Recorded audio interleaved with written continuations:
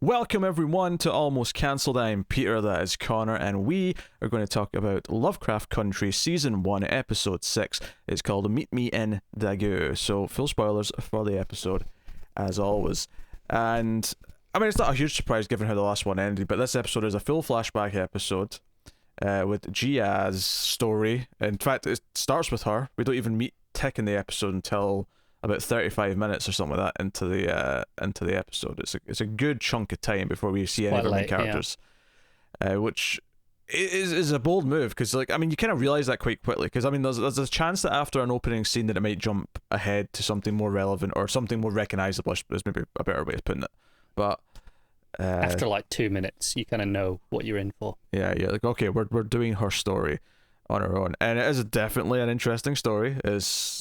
It's a whole new little batch of mythology on the other side of the world, with different types of supernatural entities, particularly at the end of the episode when we see the shaman and like all the leaves floating around. I'm like, okay, this is a completely different style, a different visual, a different, culture. But still magic. Still magic, yeah. But it's basically the idea that all mythical legends, seemingly of every culture in this world, seem to be true or to have some truth to them. Because this is...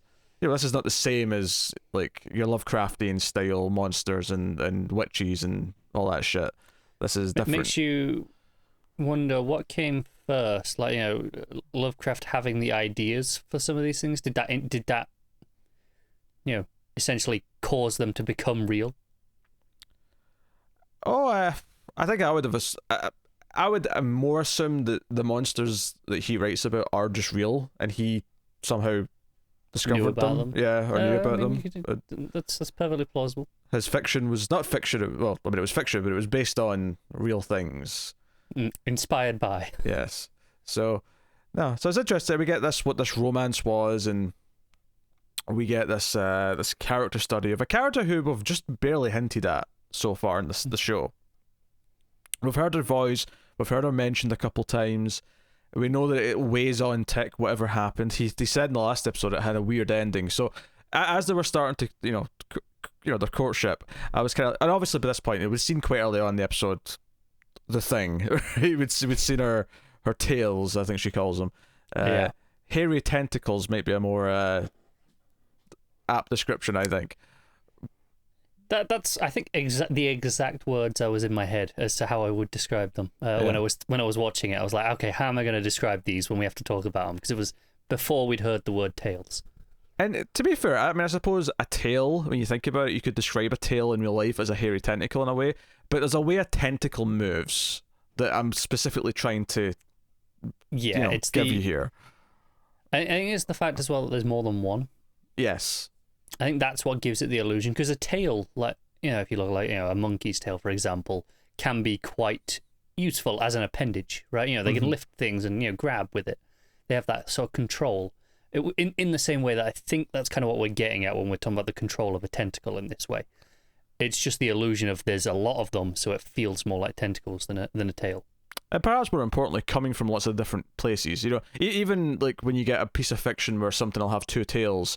Like think of tails from Sonic, right? They still feel like tails because they're both coming from that same part of the sort of the back, right? Just above the ass. Yeah. Whereas this is like coming through the eyes, coming through the ears, coming through all the orifices. Pretty much any orifice. Yes. Think of. And we do mean all of them. In fact, the very first one is probably the most vivid one that your mind might jump to when we start implying orifices.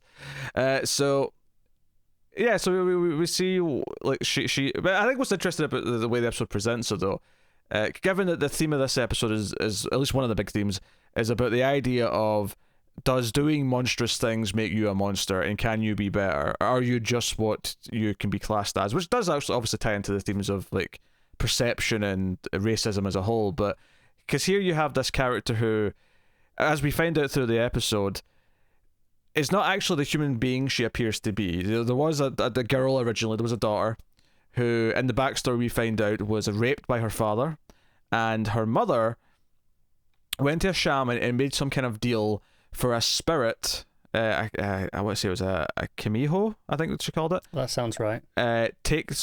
Basically takes over the daughter, and that's what all these magic hairy tales comes from. and the rule is that she has to take the souls of 100 men before the spirit will go away and the daughter will come back. And she's getting kind of close to that, because at the start of the episode it really presents it as she's having trouble finding like a boyfriend, and the idea that her mother keeps saying, oh, we have to bring honor back to the family, and that means having a man and not being like a single mother and not being these things, and you're just around the speed dating. But then when she actually goes to a bar and picks them up and takes them back, because the love scene, if you want to call it that, I actually thought was really essential at first. The music made it really feel very maybe not romantic per se, but it felt like a meaningful interaction. It felt like a meaningful bond was kind of forming. It didn't feel like a standard TV bar hookup. No, it didn't. No, it felt a bit more meaningful. But then, of course, hairy tentacles started coming out and basically explode the man above her into a explosion of blood, which landed on her. And it's that thing where it has that CG blood look at first, and I'm kind of like, okay, there's no way to do this with practicals, really. Not to this extent of what they did.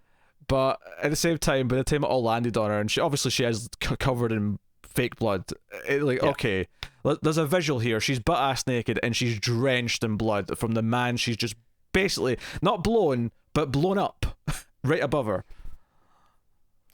It's a moment. It's definitely the standout visual of maybe the show. It's definitely up there. Different type of money shot than you expect at the end of a scene like this. I'm sorry, the puns are so easy. I was determined not to make that joke. The puns are so easy, right? But there's a lot of thematic stuff in here that I think is really interesting. But what I was actually trying to get is the opening scene of the episode actually doesn't give any of this first. The first thing we see of her is very similar to Tick's introduction, is what type of art she kind of consumes and how she sort of escapes the world. And it's her at a movie theater watching a Judy Garland film. We find out Judy Garland's her favorite actress. I like the detail of all the Korean subtitles there, because of course they would have Korean subtitles. Yeah, of course they would. But she's watching these films and she gets up and she starts singing and dancing along with the film. She's all excited about it. Even more than that, there's a couple who are like basically about to have sex until they realize that there's someone else in the theater with them and decide to leave to go do it elsewhere. Even that thematically is an interesting idea, that it's only once the sex, because to her sex is this weapon she has that she uses to, is everything she feels awful about in her life.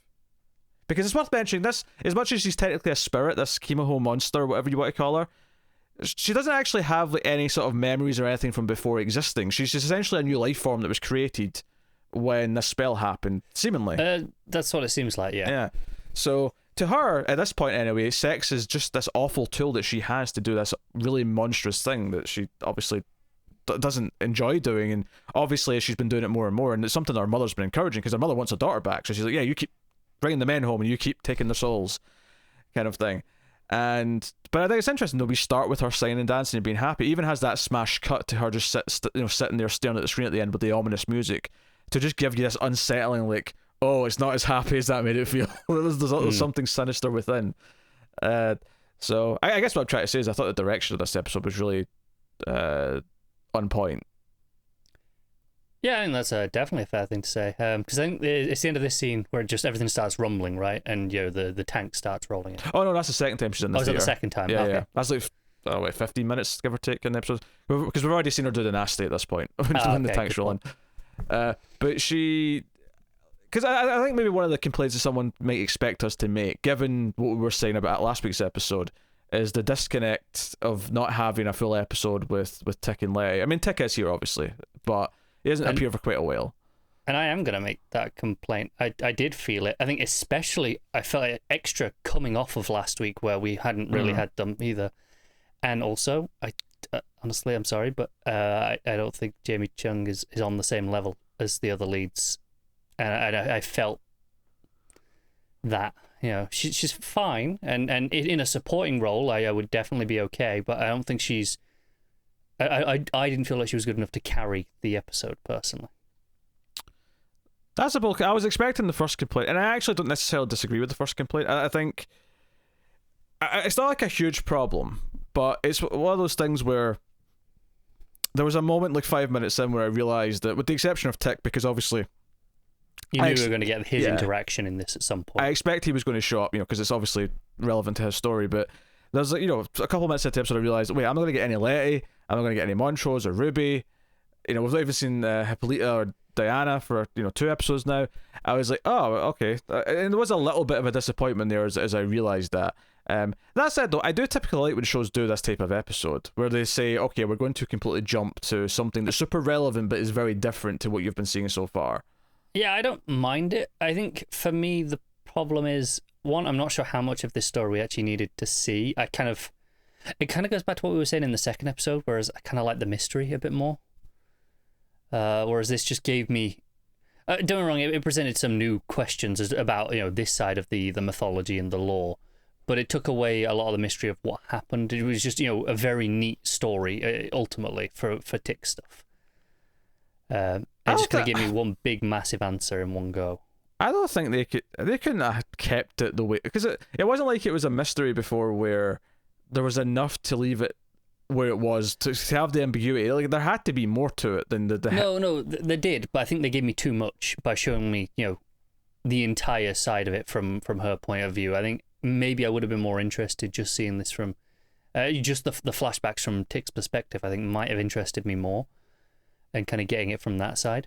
Okay. And not have this whole episode focused to it. And also just on top of that, I don't have a problem with shows doing this episode, like you say, in general, as a concept, doing okay, we're going to move the focus and do something else.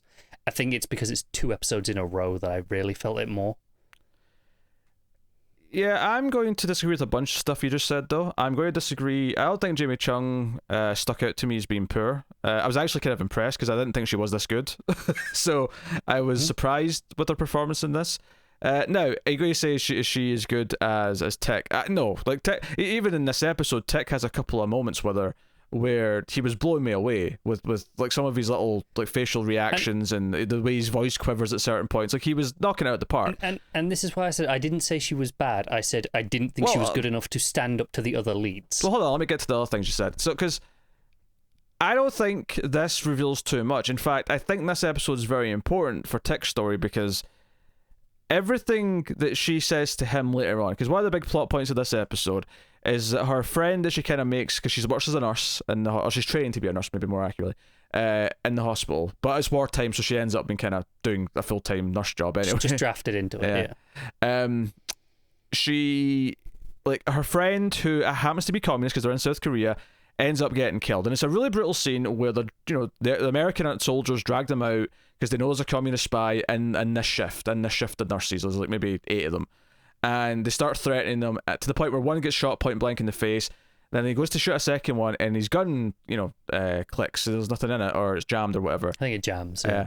And he's like, son of a bitch, and he's like, hey, and then Tick walk, and this is like, and I thought, oh, this is a really interesting way to introduce us to Tick, where Tick comes out, and the first thing we see him do in this episode, from the perspective of our main character in this episode, Gia, is this this horrible thing where he comes over and just point blank shoots someone in the head, someone who is innocent. There's like there's nothing for us to think she's anything other than an innocent civilian who's been caught up in this just because someone else in her shift happens to be a communist spy, and the communist spy is Gia's friend. So when Gia herself is threatened, she fesses up. But so we go from there, and we have this courtship where Tick ends up in the hospital a little bit later because he's been injured in a fight. He's got a cast in his foot, whatever, and she's looking over at him. She's angry. She wants to kill him, but they form this friendship. They bond over art, because he likes to read, she likes movies.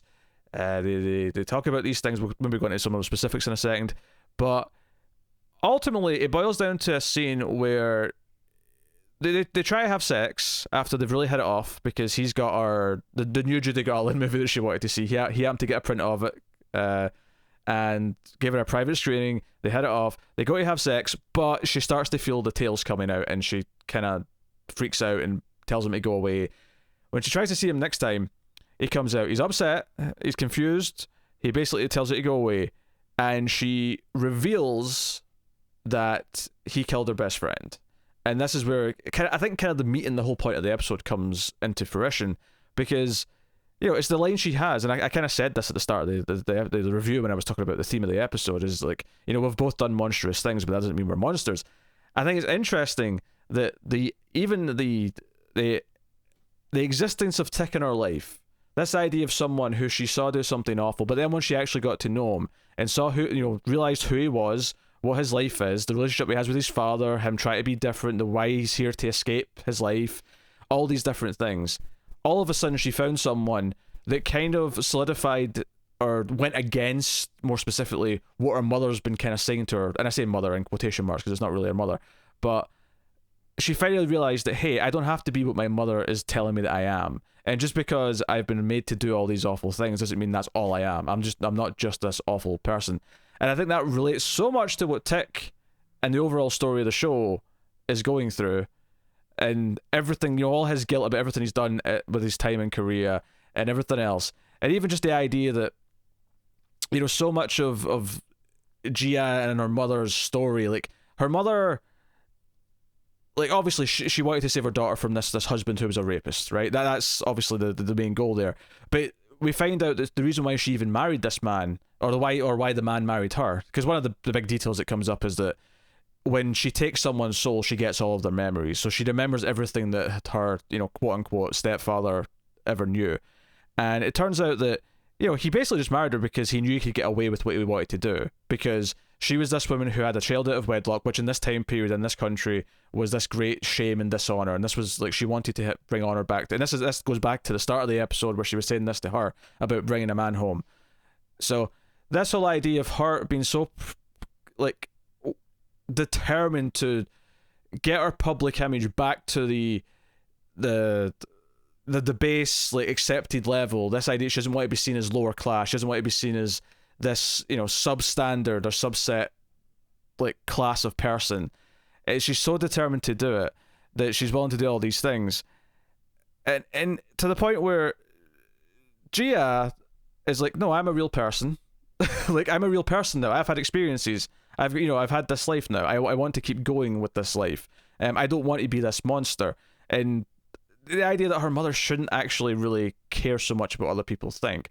It's kind of like, and I think that's the other thing that comes up as well, is obviously she learns about what life is like in the US, a little bit from Tick and the other soldier, the Asian soldier. Because when she realizes they're mistreated in the US, she's like, well, why don't you just live in Korea? Like, where you'll be respected. And he's like, nah, I'm a foreigner here too. Like, yeah. Americans think I'm a foreigner because I look different and because I'm a different race, but here I'm different because I grew up in America and because I'm not, true Korean, essentially. I'm a foreigner no matter where I go, kind of idea. So much about this episode is about kind of the assumptions of who someone is based on what you think they are. So obviously for a lot of this show, we've been talking about race. We've been talking about the way some person will see another person because of the race. In this episode, it expands it to different things. It expands it to, oh, I see you as this because you're in the American military and because you do awful things as part of that. I see you as this because you're a monster or a spirit that came from somewhere beyond, instead of my daughter. Even though I think it's pretty obvious as well, the metaphor here, the whole, like, the idea that she can't look at her daughter. Like, if you take out the actual supernatural element here, the idea that after this, predicament, so it's almost, dare I say, I hate to compare it to Batman, but the idea that something tragic happens in a kid's life and they're no longer that person anymore, something monstrous is created instead. Like, obviously she literally has this spirit in her, but it's a metaphor for her mother not being able to look at her because all it does is remind her of who her daughter was before the bad things happened to her. It's not the innocent girl that she had first, Yeah. and she's determined for her to somehow fix herself and get back to what she was before the bad things happened, before the sexual assault. And she's never going to be able to, and that's something that her mother can't reconcile with. Is that, no, I can't accept that you're this person who's had this experience. You have to be the person who can, make that all vanish.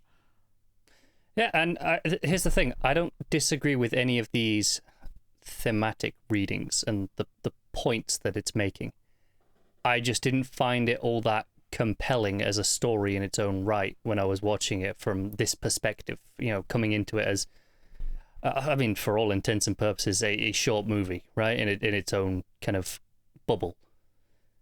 In its own regard, in that sense, I didn't find it that compelling, and that was where a lot of my problems come from. Even though I agree it's kind of well directed, I think there's just maybe the dialogue's not engaging as much.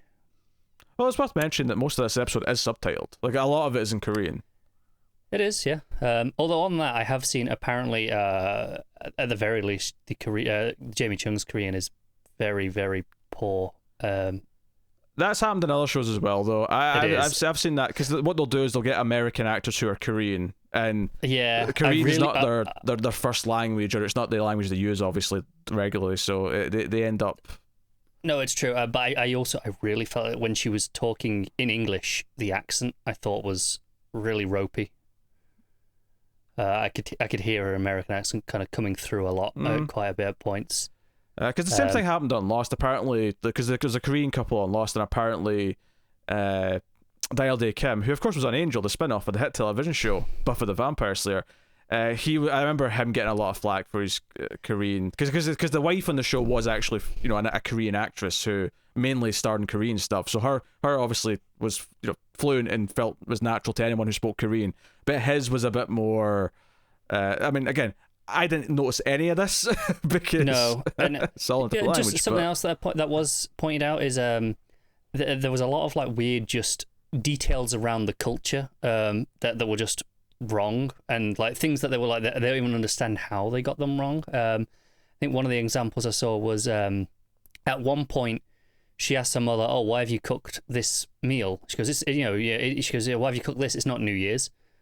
And her mother goes, "Oh no, but it's your birthday, don't you remember?" And she's like, "Oh yeah," and she goes, and she goes, "Oh, that explains it." And that's just apparently not a thing. That is like a New Year's only meal, and that's it. And they're like, oh, they don't understand. You know, like, apparently they don't understand where this misconceptions even come from, because it's not even like a thing that they could have picked up from somewhere. And it's just, you know, things like that where, you know, like it just seems under research compared to the rest of the show with how accurate and, you know, and faithful it's being. This is the sort of thing. I only saw those after I watched it. Yeah, and, you know, so it's more just I'm kind of mentioning these now. But you know, if you don't know, you don't notice. No, I mean, I don't necessarily disagree. It's the sort of thing that I would never have noticed unless you told me. Honestly, I didn't notice that little bit, but I really felt like I didn't notice, you know, her speaking the language wrong, because I don't speak it. It sounds the same to me, in the same way that French and Italian and Spanish all basically sound interchangeable to me. You know, it's all kind of the same. My brain does not like languages at all. But, you know, like the accent, like I really felt that. Yeah, I honestly didn't really notice the accent that much. And I'm not sure necessarily why. I think the accent in general is one of those things, and that's not just for this particular example. Once you notice someone's accent not being perfect, it gets worse and worse every time they say something. Every time it slips again, you notice it more and more and more. But if you don't notice it that first time, you'll never even think about it. I don't think it is that strong an episode. I think it's easily my least favorite episode of the show by quite a margin. Oh, I don't know about that. For me, like I say, it has a lot of the problems that I had with like episode 2. It feels, you know, like very disconnected in some ways. It feels like a separate short film that I didn't really need or want a lot of this story. I don't feel like I needed most of this story for me. Things I will agree on. Like, you know, I do think the direction is very strong. I think there are a lot of individual stylistic points that I think it does, you know, really well with. I think the way it handles all the sex scenes are really strong. There's a great repeated touch of just before the scenes, whenever she enters the room and she turns and closes the door, and there's like a look almost to camera, not quite to camera, but almost. That I think is a really it's a really compelling repeated moment every time, and just the look on her face, just seeing what her reaction is each time. You know, sometimes it's just determination of getting this over and done with. Towards the end with Tick, it's a look of fear of, okay, can she control it? You know, there are these different moments that I do really like those things. I want to point a couple of specific moments just for the performances. I think the scene where they do have that kind of, you know, everything comes out in the open outside the barracks, where she tells him about killing her best friend. I think his performance in this scene, where his voice kind of breaks as he sort of yells, because obviously Tick has a voice that is consistent like anyone else does, but there's a couple of lines in this one where he actively sounds different, because it kind of, you know, his voice just kind of goes, and I think it's when he yells, you know, "Why did you go out with me then?"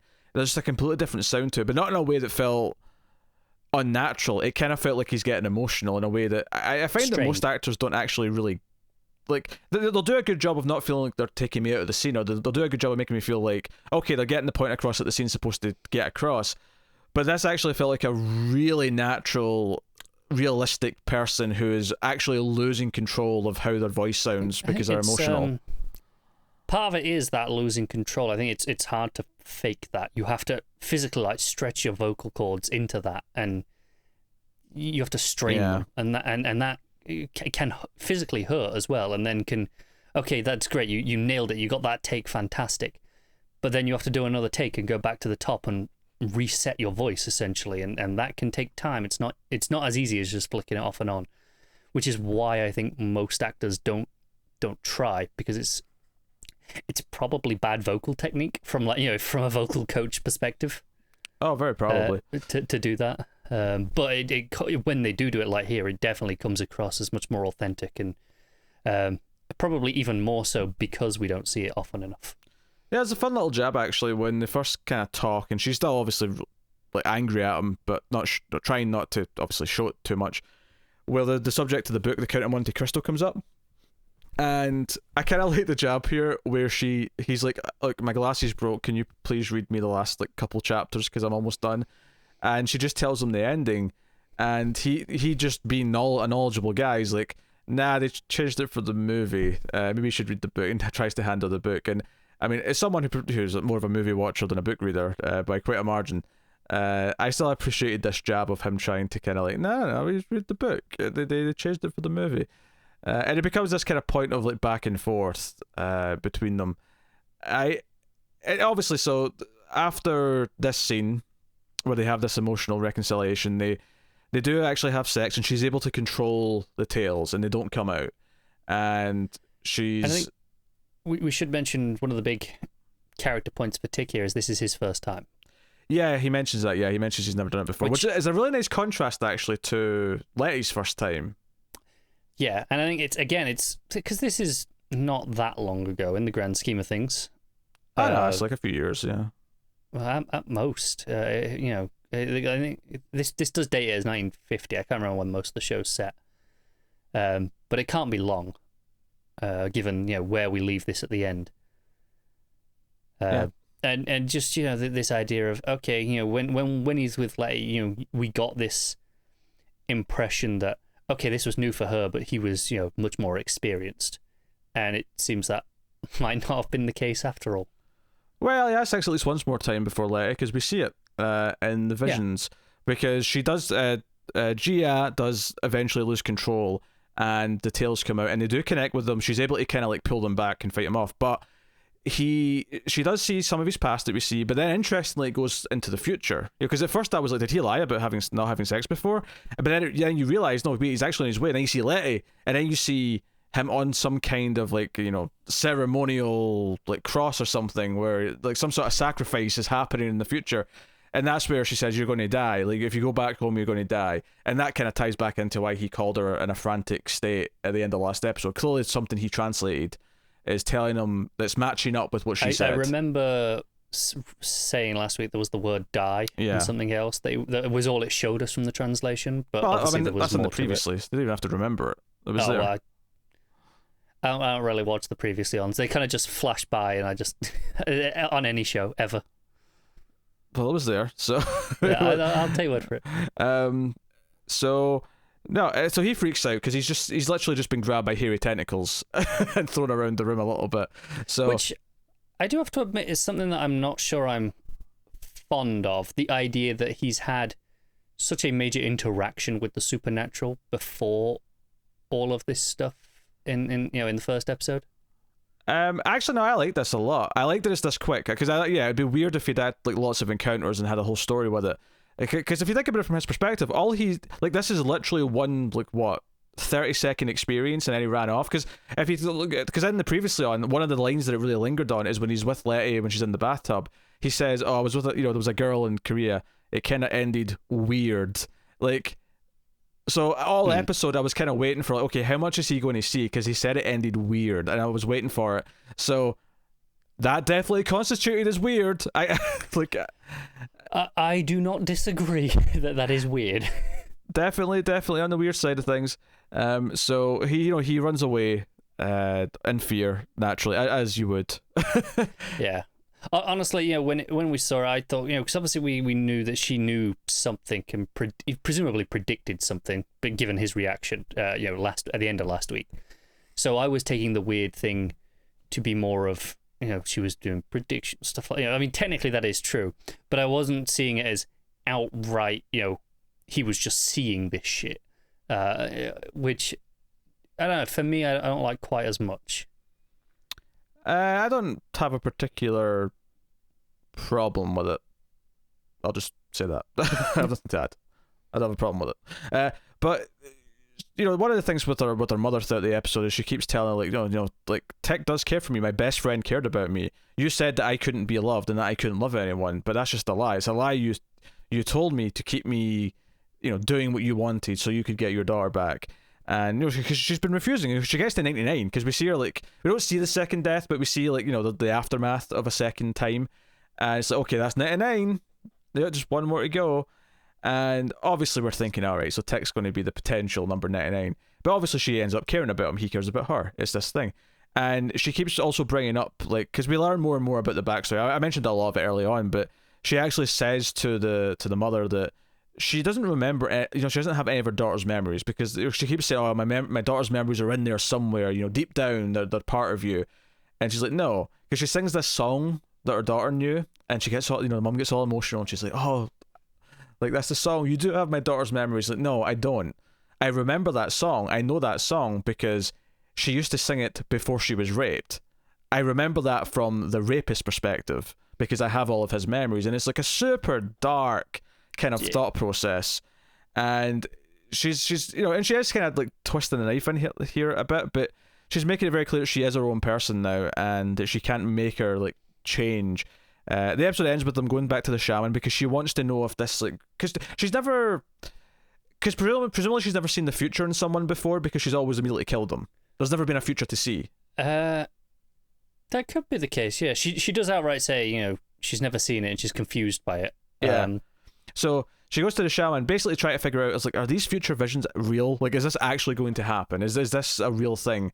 Because, I mean, again, it makes sense that she never did before, because she always immediately killed him. There was nothing to see. And I it ends... what does happen when she gets to 100. Because obviously we've been told what happens is, okay, the spirit will leave and the daughter will come back, right? It's kind of what we've been. Or she'll turn human, I guess. That's what the shaman said. Whether or not we believe that, or if the shaman, or if even the shaman completely understands exactly what's going to happen, is another question. Okay, that's what the pretext they're operating under is. Doesn't necessarily mean it's true, but also, is there a point where she intentionally does it to take the 100th person, not for the reason of becoming human, but for whatever other reason that there is, reason there is to help Tick, for example. Does that then her becoming human have a unintended consequence to that? If that is the case, that it's true. Yeah. The episode ends with a very ominous line saying that you'll take way more lives before your story's done. And you've not even reached your darkest peak or whatever. I don't know I can't remember the exact line of dialogue, but it was something to that effect. It was very ominous, and we ended. But I loved the visual style though, of them walking up in the snow, and all the shaman started making all the leaves it was very wushu kind of style, kind of what you saying not even supernatural, even Asian martial arts movies have all the leaves blowing around. It felt like a very different. They love it, don't they? Yeah. Very, very different to everything else we've seen in this show. So, I mean, you presume that she's going to end up going to Chicago. I feel like we can't possibly have spent this long of an episode on her and not have her kind of come into the main gang. Yeah, I can definitely see that happening.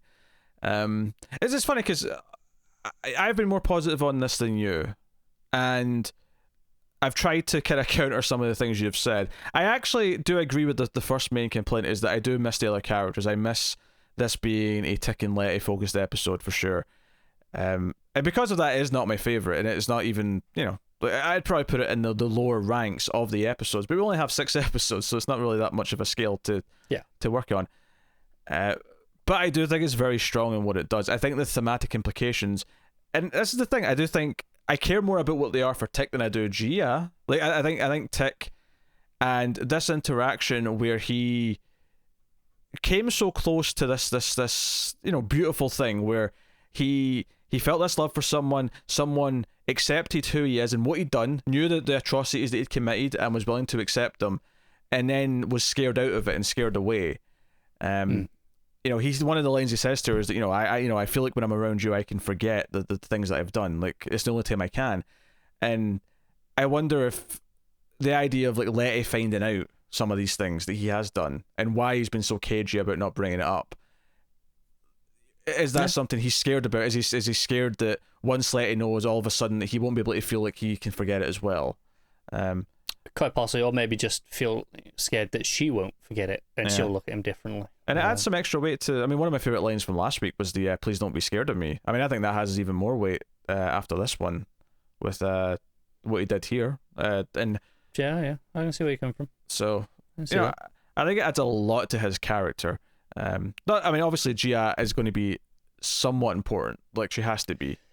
Yeah, and I think it's why I kind of, even though I don't really like the episode, I like the thematic points of it. And I would have quite liked to see just the Tick side of these flashbacks. So I do think that stuff is really strong for his character in particular. I do think it's important to have got a lot of that stuff.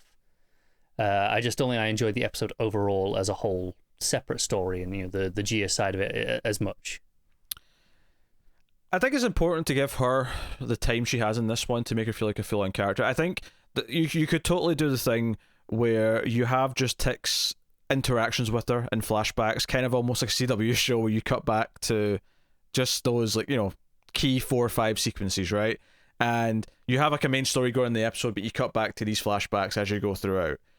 You could totally do that, and it would work, and you would get the stuff for Tick. I think what this does, and might bear fruit later, but even in this individual episode, it made me really compare her experience to Tick's, and the way she escapes into art. Like, that would have been something that we could have maybe heard about in just flashback form, but I don't think we'd have really gotten the starkness of it. I think something that I would have preferred the concept of, okay, if this episode now was a present day plot plus these flashbacks for Tick's side of things, and then a little bit later, once Gia's been introduced more in the present, after a couple of episodes, we could do her side of the flashbacks.